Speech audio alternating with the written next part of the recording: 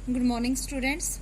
हम जो है अपना चैप्टर रीढ़ की हड्डी कंटिन्यू करेंगे। कल हम पढ़ रहे थे कि जो बाबू राम स्वरूप हैं वो जो है रतन, जो उनका नौकर है रतन, उससे चादर मंगवाते हैं और नौकर रतन जो है अंदर जाकर जो घर की मालकिन है प्रेमा कौन है? उमा की माँ।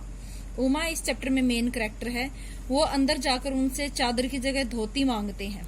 तो देखो अब यहाँ से हम रीड करेंगे। उनके पीछे पीछे भीगी बिल्ली की तरह नौकर आ रहा है। भीगी बिल्ली डरा हुआ, मुहावरा है बेटा ये, डरा हुआ सा जो है रतन प्रेमा के पीछे पीछे आ रहा है खाली हाथ।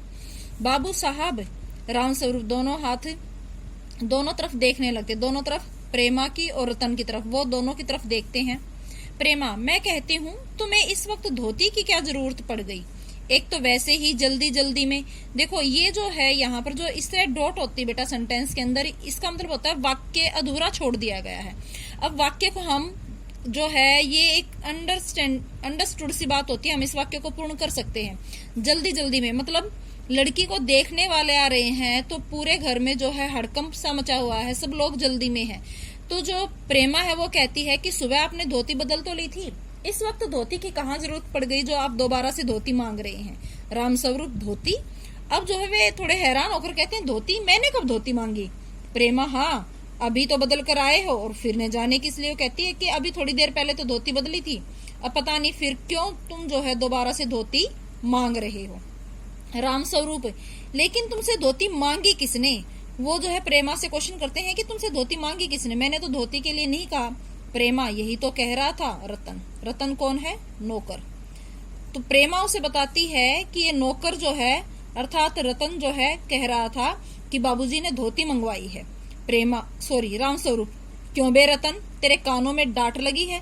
डांट लगना मतलब कुछ सुनाई न देना, कुछ सुनाई न देना।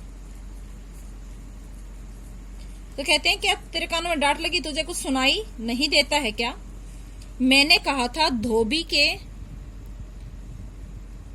न देना, मैंने कहा था धोबी के यहाँ से जो चद्दर आई है उसे मांग ला।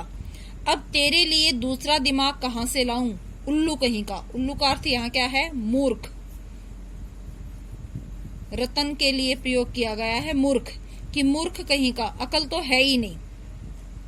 प्रेमा, अच्छा जा पूजा वाली कोठरी में लकड़ी के बक्स के ऊपर धुले हुए कपड़े रखे हैं ना, उन्हीं में से एक चद्दर उठा ला। अब वो जो है रतन को क्या कहती है कि पूजा वाली कोठरी में जो है एक लकड़ी का बक्सा है और बक्से के ऊपर धुले हुए कपड़े रखे, उनमें चद्दर है, उठा ला। रतन, और दरी?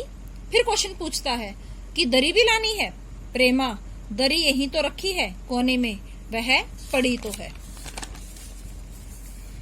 राम स्वरूप दरी उठाते हुए और बीबी जी के कमरे में से, अब यहाँ बीबी जी किसके लिए प्रयोग किया गया है? उमा। किसके लिए प्रयोग किया गया है? उमा के लिए। बीबी जी किसको कहते हैं? एक तरह से बहन के लिए भी प्रयोग किया जाता है। तो कहते हैं कि बीबी जी के कमरे में से हारमोनियम उठा ला और सितार भी। जल्दी जा। रतन जाता है। पति पत्नी तख्त पर दरी बिछाते हैं। पति पत्नी कौन? प्रेमा और राम स्वरूप, दोनों जो है तख्त के ऊपर दरी बिछाते हैं।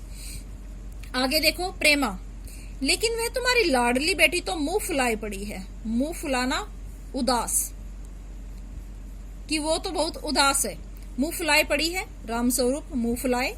और तुम उसकी माँ किस मर्ज?